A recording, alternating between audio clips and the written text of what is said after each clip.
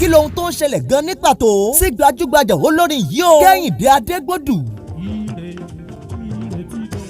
ẹ ò wá já tètè mọ́ fàdúrà ràn án lọ́wọ́ torí àwọn àpẹẹrẹ tó ń jáde lára rẹ̀ yìí ó ń fẹ́ àmójútó gidi gan o. ohun aburú kan mọ̀ tún gbọdọ̀ ṣẹlẹ̀ sí Kehinde Adegbodu.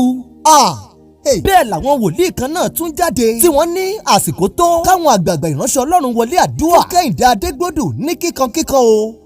ṣebí lọ́jọ́ tí kejì rẹ̀ dolóògbé lọ́jọ́ kìíní oṣù kẹta ọdún yìí làwọn wòlíì kan ti ń jáde tí wọ́n sọ di mímọ̀ wípé eléyìí kì í ṣojú lásán o.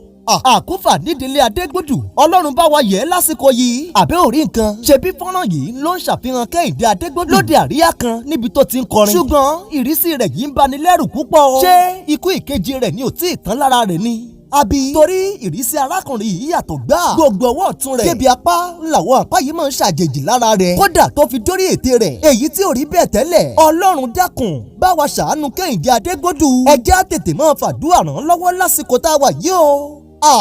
abirú kí lè yìí.